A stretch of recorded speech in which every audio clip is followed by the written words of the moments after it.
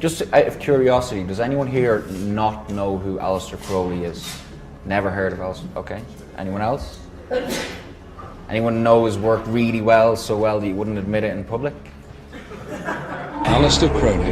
Aleister Crowley. Aleister Crowley. Aleister Crowley, the late Aleister Crowley, my very good friend. This is Edward Alexander Crowley, also known as Aleister Crowley. He styled himself the wickedest man in the world. The wickedest man in the world. The wickedest man in the world. The wickedest man in the world by the London newspapers. The man who called himself the Beast 666. The Golden Dawn's most notorious member was a self-confessed Satanist. Others have affectionately dubbed him the most notorious occult magician of the 20th century. Mr. Crowley has been instrumental throughout music. Just the Crowleyism of, the times. It was a significant part of that middle point of the 70s. Crowley was one of the pantheon of cult figures portrayed on the cover of the Beatles record, Sgt. Pepper's Lonely Hearts Club Band.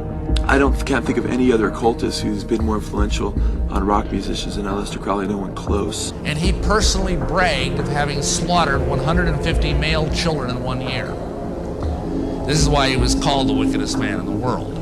And through putting himself in deep hypnotic trances and the use of drugs on himself, he wanted to become the most powerful being in the world. He was responsible for founding the religion and philosophy of sexual magic, Thelema, in which role he identified himself as the prophet entrusted with guiding humanity into the Aeon of Horus in the early 20th century.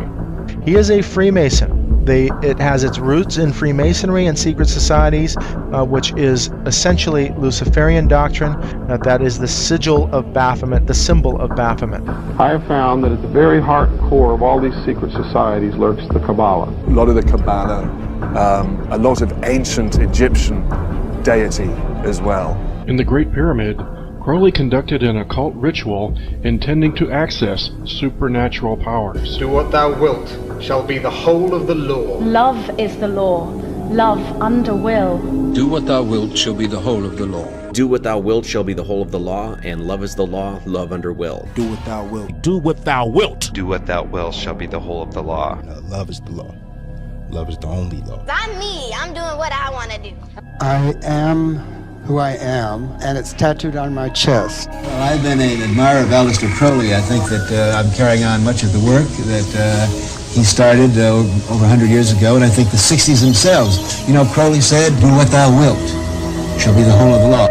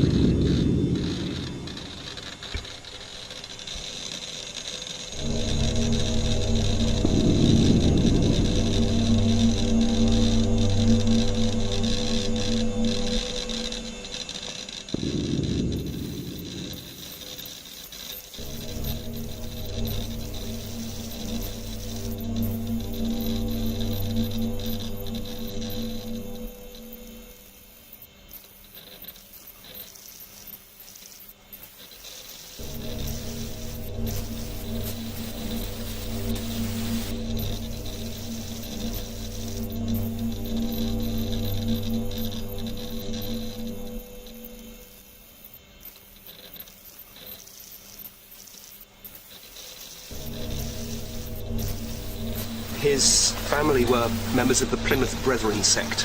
Now, the Plymouth Brethren were radical Protestants. You might even say pathologically anti-pleasure. They believed in the literal truth of the Bible. This included in particular the book of Revelations, which is a constant echo throughout Crowley's imagination, his theology, if you want to call it that.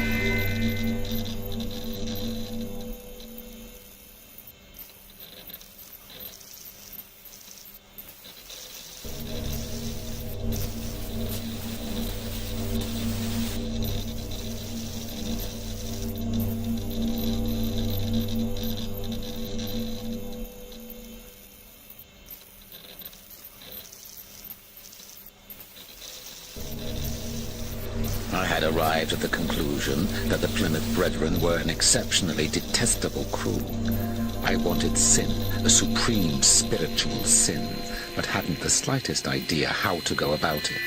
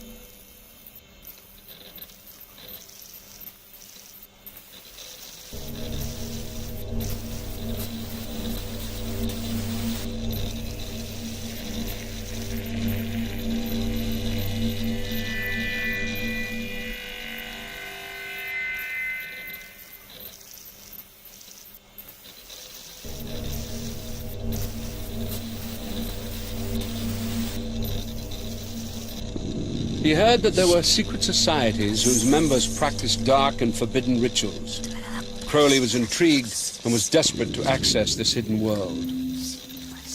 After 2 years of searching, he finally found what he was looking for. And in his study of religion and philosophy, he encountered this idea of an invisible college, a place where spiritual topics, where mysticism and magic are taught to people who can locate the entrance to this mystical college. And he very much wanted to be part of that. And eventually he did find someone who was able to provide him an introduction to a group called the Hermetic Order of the Golden Dawn. He discovers the Golden Dawn. It's from here on, really, that he feels he's really onto something. This is something brand new. It's fresh. Bram Stoker is involved. Yeats is involved. The sort of literary sort of society lot. He wants to be part of that as well.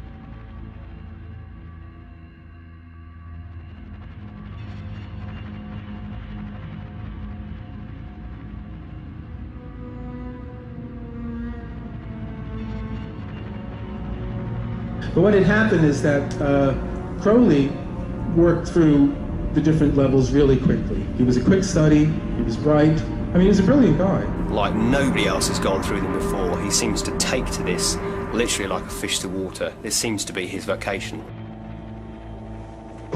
This is after his initiation into the Golden Dawn, which happened at Mark Mason's Hall, I believe November 18th, 1898. And he took the magical name of Frater Perdurabo, I will endure to the end. And he did.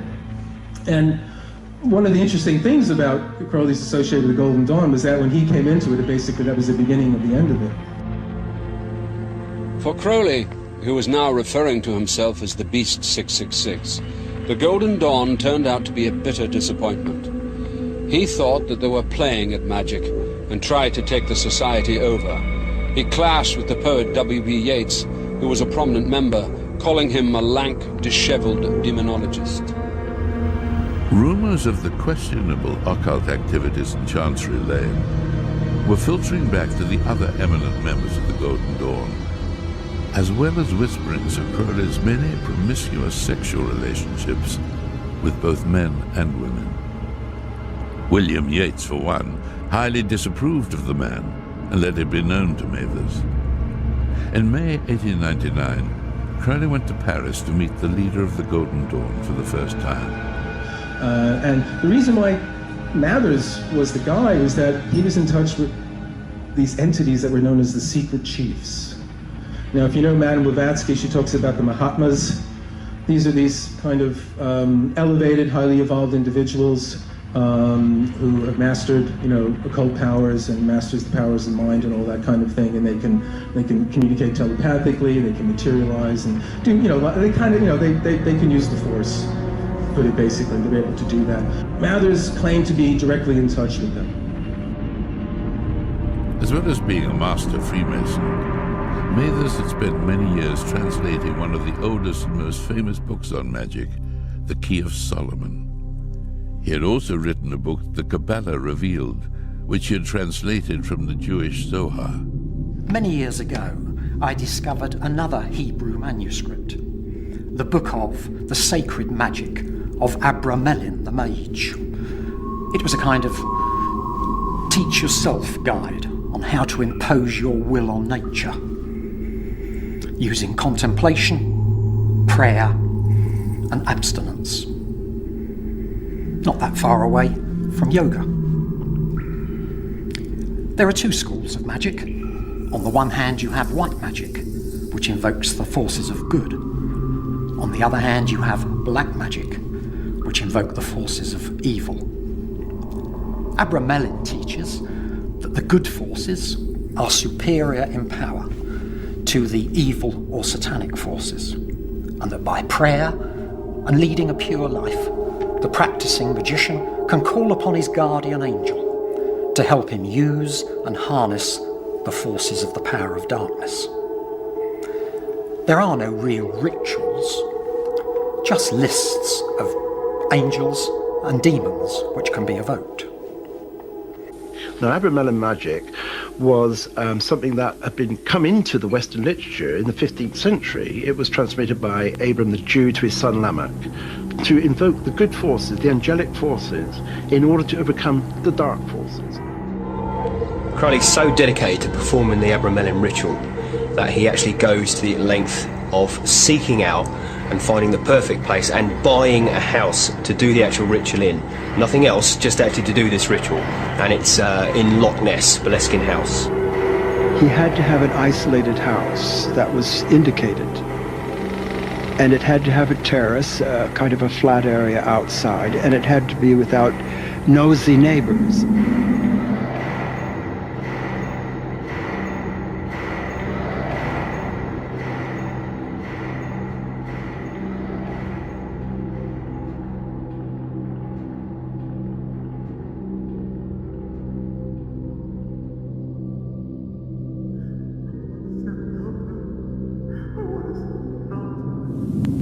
I don't know how he heard about Boleskine, but he must have been attracted to the name because it's actually derived from Baal, the bloody god of the Babylonians.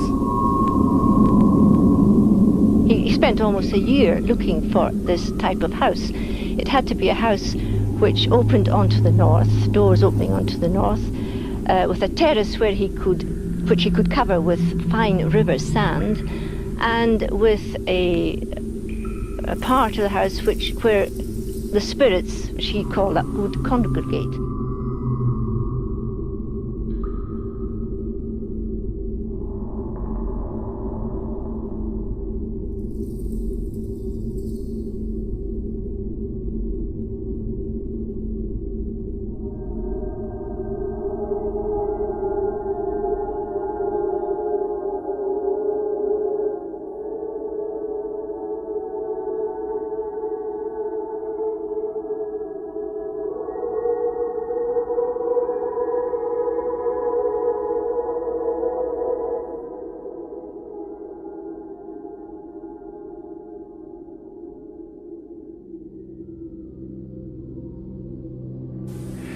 So Crowley dropped the ceremony, which was, you're not supposed to do this. I mean, once you begin something, you should follow through. If you do that kind of thing, you get possessed, in a certain sense. Things get inside you and use you for their purposes.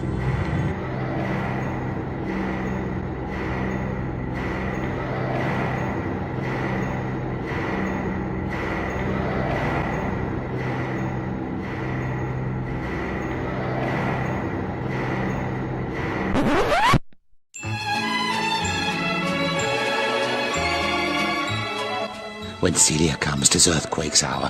The bed vibrates like kettle drums. It is a grand display of power when Celia comes. When Celia farts, my hasty nose sniffs up the fragrance of her parts. Shamed are the violets and the rose when Celia farts. If you dig into the poetry and you read between the lines of his poetry and, you dig into his story, a lot of the things will, make more sense to you. You know what I'm saying? Greasy the turds, dribble your dung on the tip of my tongue. Churn on me, Leia, twist with your thighs, smear diarrhea into my eyes. Vomit it, spew it, and lick it once more, and can make lust drunk on disgust.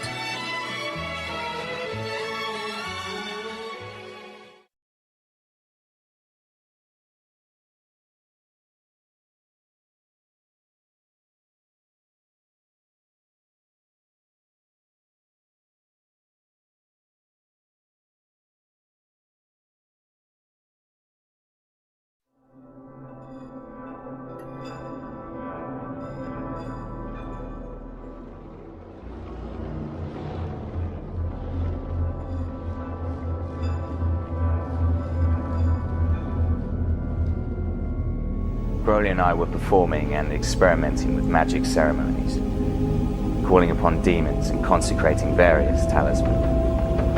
Our experimentation into the occult went far beyond Crowley's formal Golden Dawn grades, incorporating the use of mind-altering drugs, opium, cocaine, and hashish.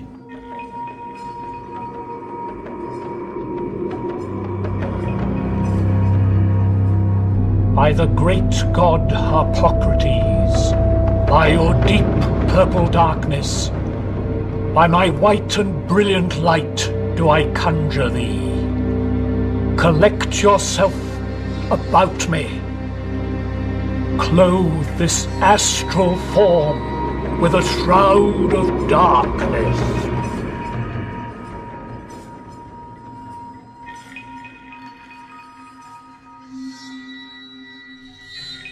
Back in England, Crowley found his first disciple, Victor Neuburg, a young Cambridge poet.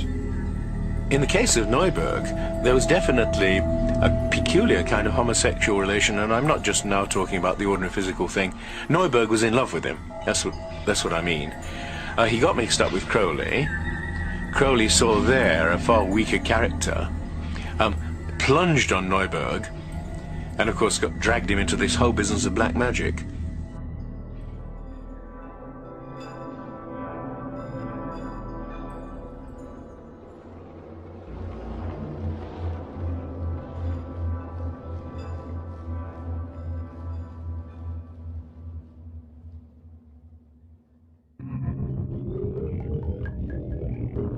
The two set off to Algeria to perform Enochian magic, a dark and dangerous set of occult rituals. They walked deep into the Sahara for 2 days until they reached the point of exhaustion. Disorientated by the effects of the desert and copious quantities of hashish and mescaline, Crowley and Neuburg embarked on the climax of the ritual, summoning Choronzon, the dweller of the abyss, seen within the occult world as the devil himself.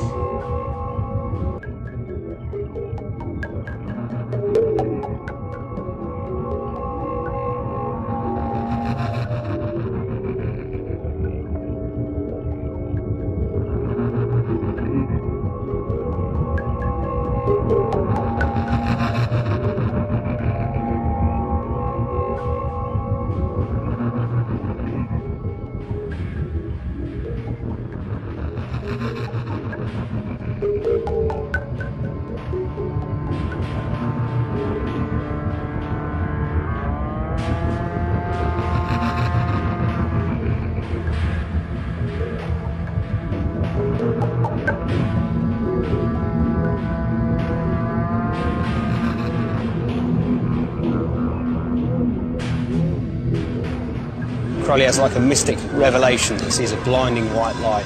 He seems to commune with the secret chiefs, and he suddenly realises that sex can be a sacrament, can be in praise of the gods. It's like a shortcut. It's a short circuit to go straight in to achieve whatever you want to achieve magically. The effect of the rituals left Neuberg a shattered man. He never fully recovered from the experience. But for Crowley, this was the final piece in the jigsaw. He had now united his belief in the power of sex and magic into one occult vision. Crowley was practicing sexuality as a spiritual path. He reduced a great deal of symbolic teachings to their essence, which is essentially the duality or the polarity between male and female. And he experimented greatly within that sphere to understand what mysteries were contained within the sexual act.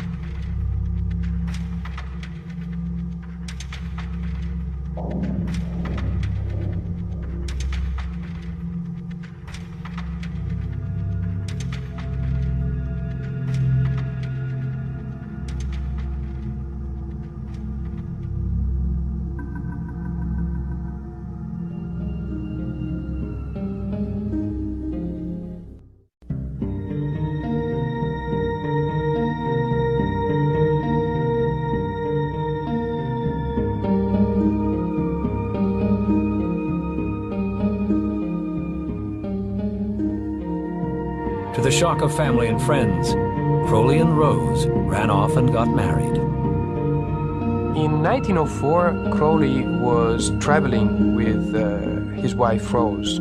He had just married and they were on a honeymoon. So Crowley's idea of a honeymoon was basically going around the world, a very long trip. They were staying in Cairo, where they lived a lavish and decadent lifestyle. The honeymoon was a period of uninterrupted debauchery. Once in the first 3 weeks or so, Rose took some trifling liberty. I recognized the symptoms and turned her up and spanked her. She henceforth added the qualities of a perfect wife to those of a perfect mistress. They drank and they sniffed ether, and they probably smoked hashish and other things that Crowley liked. Aleister had grown tired of his persona and decided a new one would be more fitting with his newfound life. In Aleister's normal fashion, he declared himself Prince Hiowa Khan and took to wearing a turban studded with diamonds, a silk robe, and a gold cloth coat. I was, of course, Princess Hiowa Khan. We would be driven around the streets of Cairo in our carriage, with 2 young men running in front, clearing our path.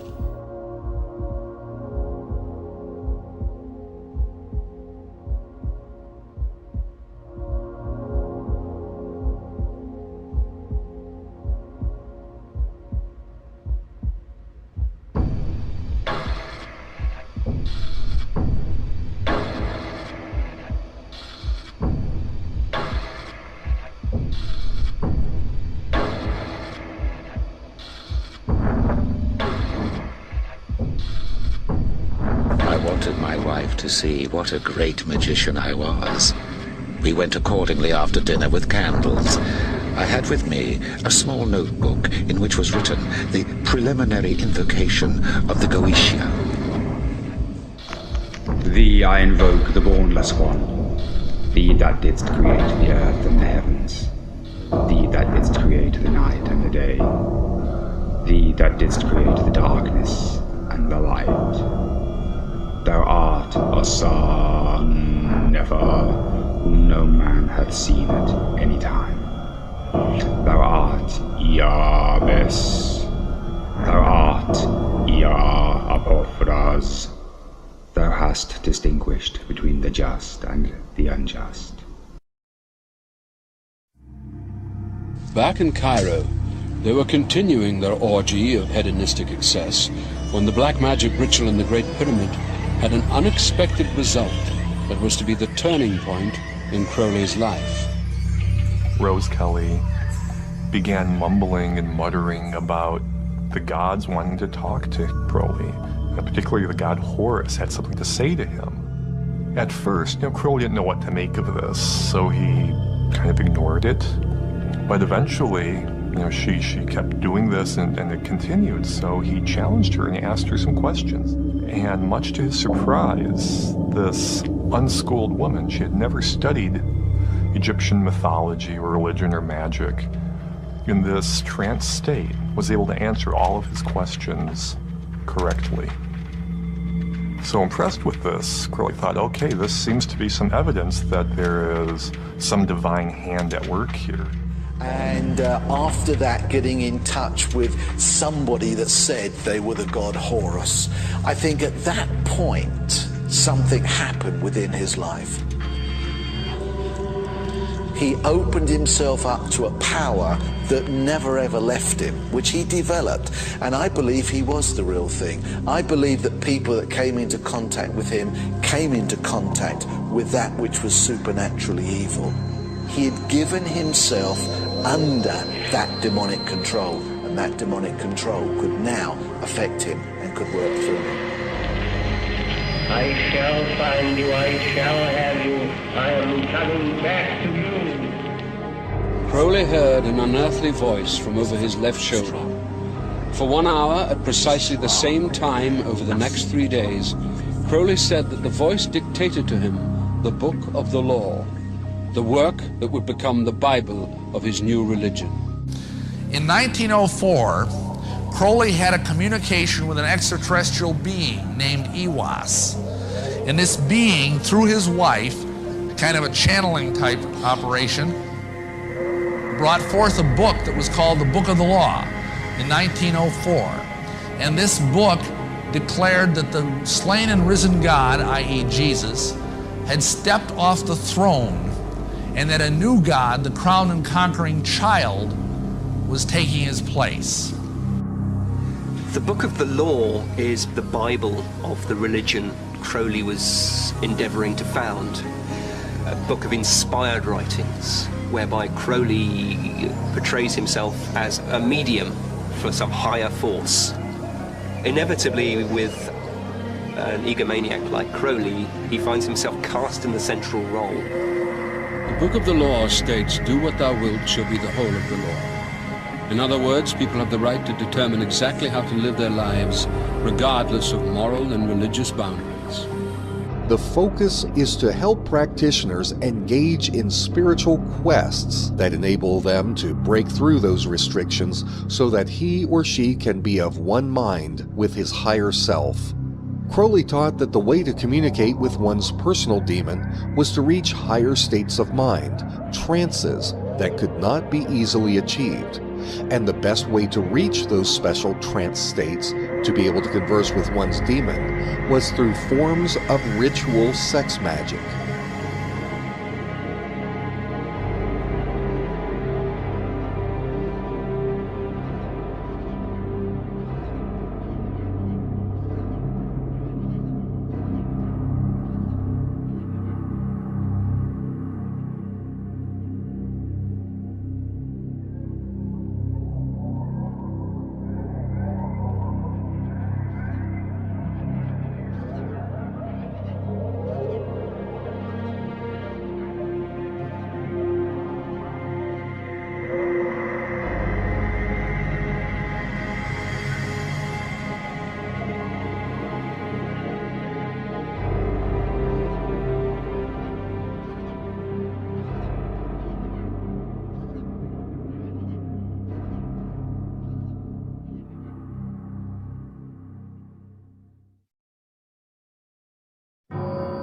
I found my experiences on pure DMT, both of them, utterly terrifying. And if I try to pin down what the terror came from, I'm not absolutely sure what it was. It was the strangeness and the purposive nature of the realm, that I had been put into a space where something was going to be done to me. And I think I wanted out, and at the same time I couldn't get out. And that, it was almost a feeling of terror and claustrophobia combined with that. I was thrashing around. I wanted out of there, but I couldn't go. That experience it was different from any other DMT experience that I had. Like, when I smoked it, I felt like I got abducted right at that moment. Like, aliens waited for me to smoke my bowl, and then they abducted me. The entities you see on DMT, are they real or not? Tall order, very difficult to really unpack that. For one thing, what do you mean by real? Right. Let's start there. Sure. Again, I don't know. Let's say it's not real.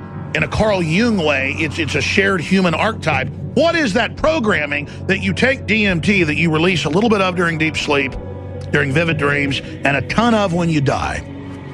When he first left the body and had a near-death experience himself, he went into a realm that was classically the realm of the demons and the what I would call the reptilian entities and all this stuff. In fact, he talks about seeing reptilian beings brushing against him and all that stuff. I go through the tunnel, going through a tunnel, and I see a hand, and it stops me. And I see the fingers mutating, it turns into 3 fingers, and then it starts backing out. And then it's the Bahamut, Satan figure with the goat. Now, of course, many scientists would say this is just brain candy. This is just an illusion of your own brain, disturbed brain chemistry. I don't agree with those scientists. I can't. It's occurred to me over the years that what we call imagination might simply be a hyperdimensional perception, and you're actually seeing worlds and places that truly exist. In the Amazon, they believe that there is an intelligent spirit that lies behind ayahuasca. They don't think they're dealing with just plants, and who are we to say they're wrong?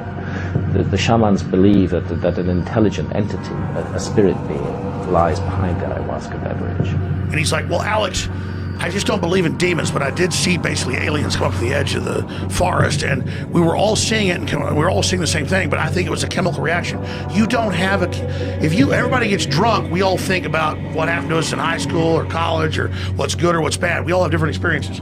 When you're taking a hallucinogen, and suddenly you're all seeing the same thing, it just means that the filter is off.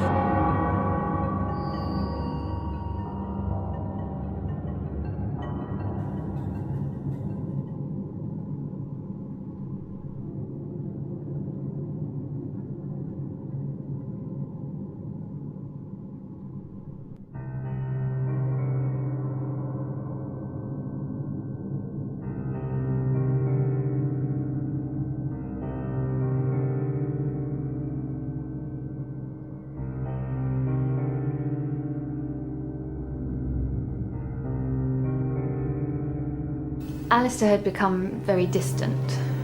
Sadly, as the days passed, he became more and more hostile towards me. Not as violent as he'd been with me in the past. I could tolerate that. But there was no longer any love for his wife and his child. The only thing that mattered to him was Aiwass, his guardian angel. By the end of our journey, I knew I'd eventually leave him.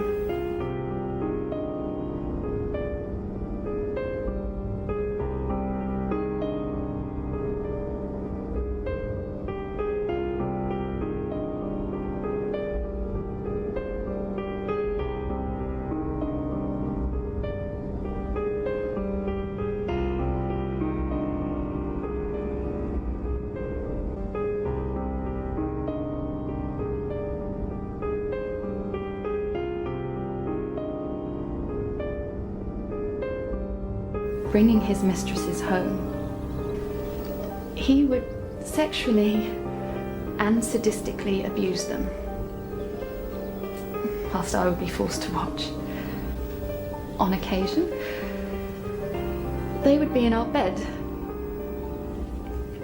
whilst I would be hung by my ankles in the closet. Ironically, I gave birth once again during that period to a beautiful daughter.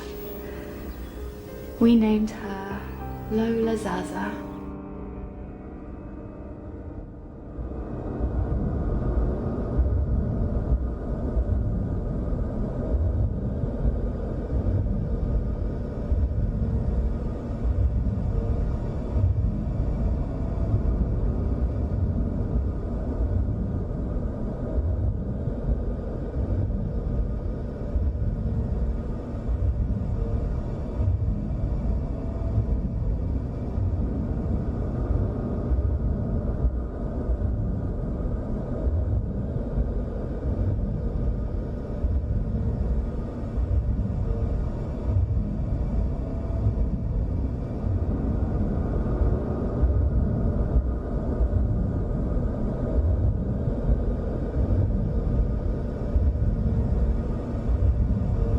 And what happened was, a gentleman came knocking at his door after he published a book. And in this book, it was a book of poetry, and in the book he had made an allusion to something. And this guy, his name was Theodor Reuss.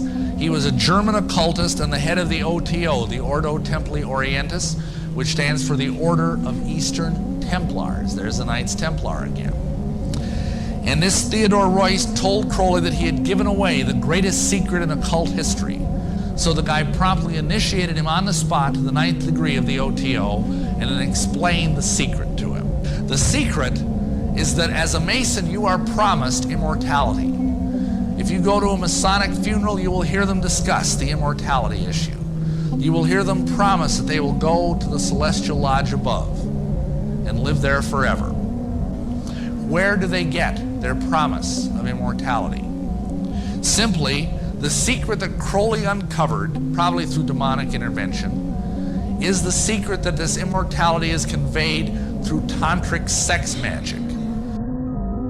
Whereas for ceremonial magic you need what is called a temple, so a space, a place where you do that. In sexual magic, the temple is your own body.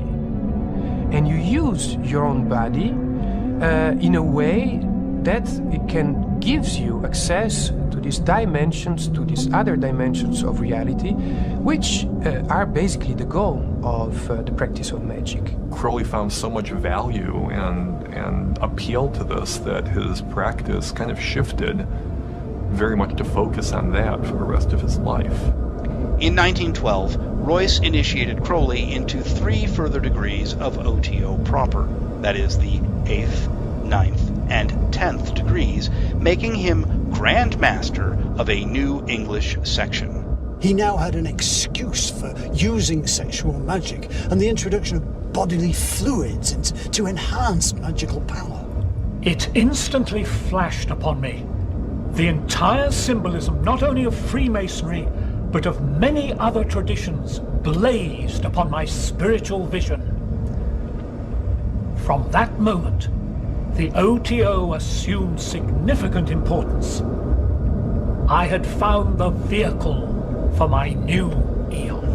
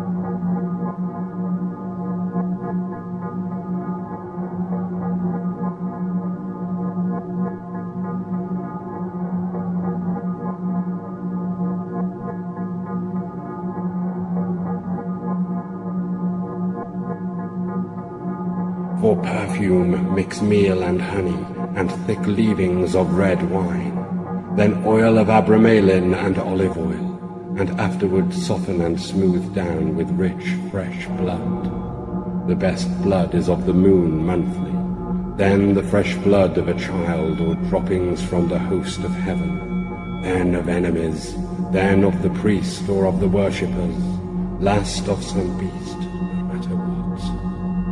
This burn, of this make cakes and eat unto me. This hath also another use.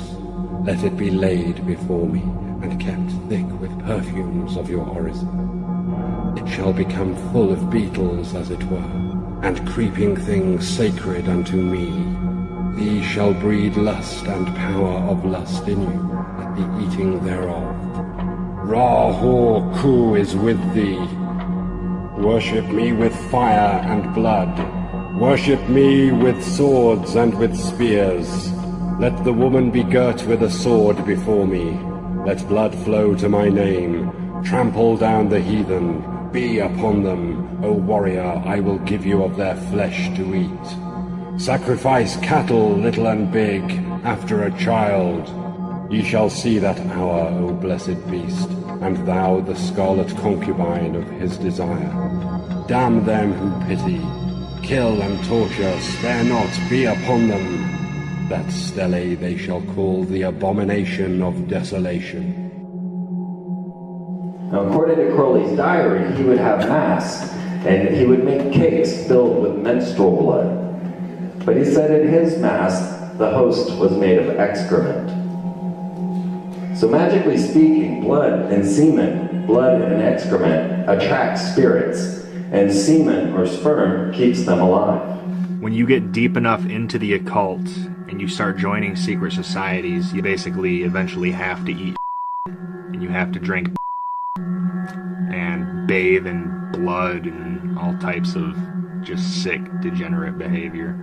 What are we talking about here? There's a considerable overlap in the United States from the various groups, organizations, individuals, whatever you want to call it. But the Satanists today, and for the number of years in the past, have basically used his philosophy and his writings as a guide.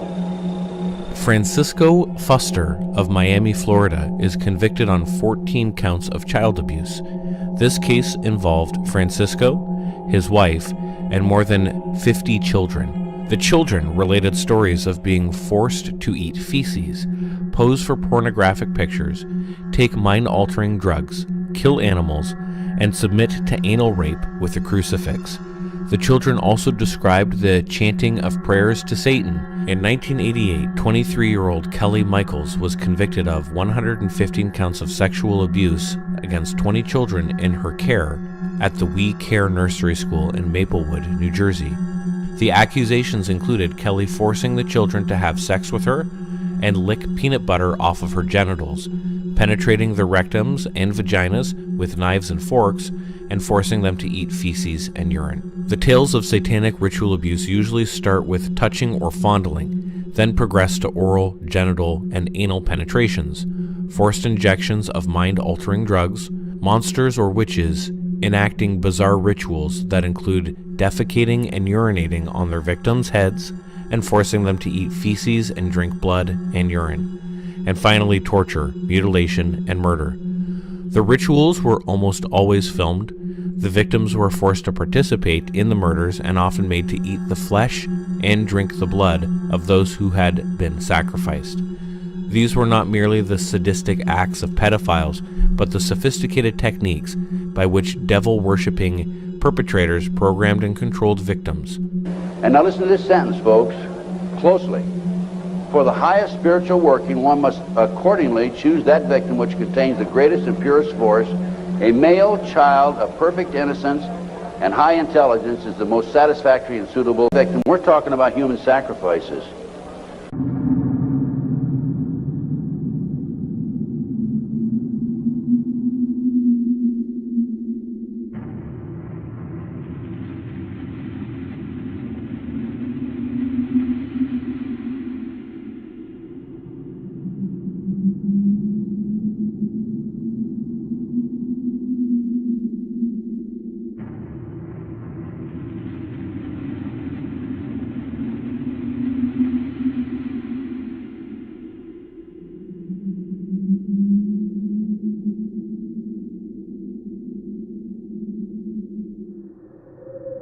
I dedicate myself wholly to the great work. I will work for wickedness. I will kill my heart. I will be shameless before all men. I will freely prostitute my body to all creatures.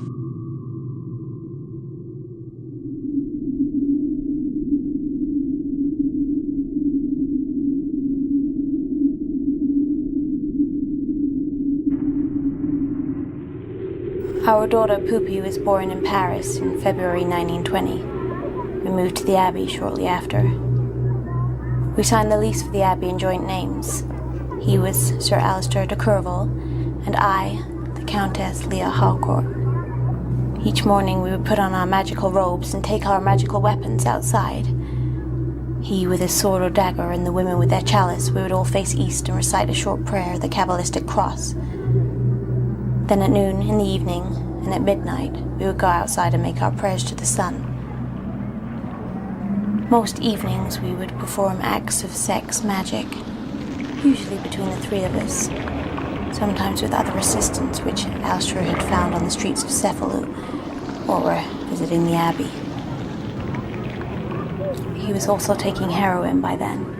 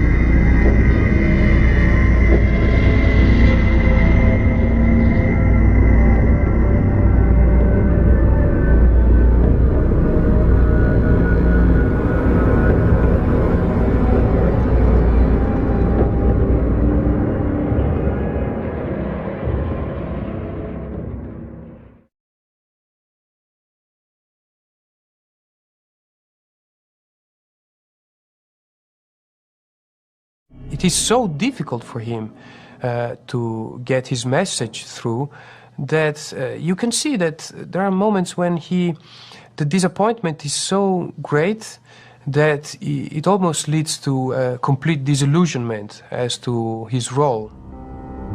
So in 1932 he went back to England, and he never left England after that date. The center of his life remained the communication of the message of Thelema. Crowley's attempt to start a new religion in the Abbey of Thelema had gone disastrously wrong. His reputation as the wickedest man in the world was sealed. The last years of the great beast's life were spent living from hand to mouth. His fortune was long gone, and his disciples had deserted him. He moved from one set of temporary lodgings to another, and finally ended up in a boarding house in Hastings. His life of excess had left him with nothing but chronic heroin addiction and infamy. Crowley suffered from chronic bronchitis much of his life. This eventually resulted in numerous bouts of asthma for which he was prescribed heroin. This drug proved too strong even for Crowley's will. He remained addicted to heroin the rest of his life. But still, he has a lot of energy to the very end, at least intellectual energy. He is working and writing until the very end. In 1934, Crowley began a libel case against a writer who described him as a black magician. He was desperate for money and believed he might be awarded damages. Examples of Crowley's pornographic poetry were read out in court, and then the wife of Rao Loveday, the young man who died in the Abbey of Thelema, gave evidence of Crowley's depravity. The judge was appalled, saying that in 40 years of justice he had never heard of such wickedness. Crowley lost the case and ended up bankrupt. This man who had, in his youth enjoyed a great deal of privilege, in later years wound up, without that. His books weren't selling. He was very much ostracized in the press. Whenever they needed to sell some papers, Aleister Crowley was the whipping boy they brought out to write about. He wound up living kind of far out of the city of London, away from a lot of his friends, and wound up dying in Hastings in December 1st, 1947. I have exposed myself to every form of disease, accident, and violence. I have driven myself to delight in dirty and disgusting debauches, and to devour human excrements and human flesh. I have mastered every mode of my mind, and made myself a morality more severe than any other in the world. 1,000 years from now, the world will be sitting in the sunset of Crowleyanity. Crowley said, "Everywhere his government is taking root," referring to Horace. "Observe for yourself the decay, the sense of sin, the growth of innocence and irresponsibility, the strange modification of the reproductive instinct with the tendency to become bisexual or epicene, the childlike confidence in progress, combined with the nightmare fear of catastrophe, against which we are yet half unwilling to take precautions. Consider the popularity of the cinema, the wireless, the football pools, or guessing competitions, all devices for soothing fractious infants. No seeds of purpose in them. Consider sport, the babyish enthusiasms and rages which it incites. Whole nations disturbed by the disputes of boys. Consider war, the atrocities which occur daily and leave us unmoved and hardly worried. We are children." Since his death in 1947, Crowley has become an icon of rebellion. The Rolling Stones, David Bowie, Led Zeppelin's Jimmy Page have all been influenced by his message of freedom. All these different artists you would not believe, one after another, that was influenced by Crowley. I mean, I can't think of any other occultist who's been more influential on rock musicians than Aleister Crowley, no one close. Crowley apparently influenced people from Adolf Hitler to Timothy Leary, to Robert Anton Wilson, to Harry Hay, to L. Ron Hubbard. Well, I've been an admirer of Aleister Crowley. I think that I'm carrying on much of the work that he started over 100 years ago, and I think the 60s themselves. You know, Crowley said, "Do what thou wilt shall be the whole of the law." Turn on, tune in, and drop out. We're turned on, and we're tuned in, and we're very dropped out. Turn on, tune in, and drop out. Millions of dollars would be spent on LSD research at universities throughout the country, and word would begin to spread on campus about this so-called mind-blowing drug. And suddenly, it was the counterculture of the 60s. I give the CIA a total credit for sponsoring and initiating the entire consciousness movement, counterculture events of the 1960s. Crowley taught that his satanic doctrine should be cloaked under the lie of love, and he believed the youth would fall for it. The Beatles wrote the song Come Together as a campaign song for Leary's hopeful presidential bid that, thank God, never got off the ground. The CIA funded and supported and encouraged hundreds of young psychiatrists to experiment with this drug. And one of the men that he had influenced was Alfred Kinsey. After publishing his male and female reports, Kinsey began to travel abroad and study sexuality in foreign countries. Do you regard black magic as being purely fictitious, or is there some truth in it? Some truth.